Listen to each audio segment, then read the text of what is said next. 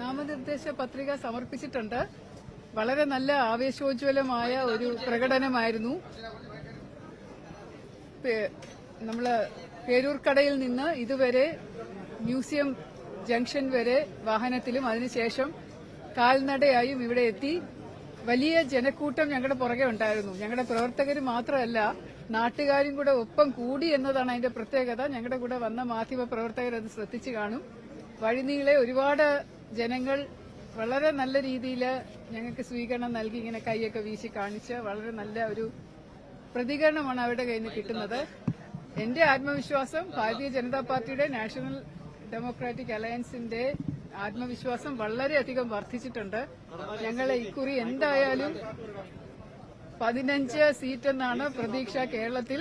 അതിൽ മുകളിൽ പോയാലേ ഉള്ളൂ. എന്തായാലും തിരുവനന്തപുരത്ത് മിനിമം 3, തിരുവനന്തപുരം സിറ്റിയിലെ കോർപ്പറേഷൻ അതിർത്തിയിലെ മിനിമം 3 അല്ലെങ്കിൽ മുഴുവനും 4 ഞങ്ങൾ തന്നെ പിടിച്ചെടുക്കും.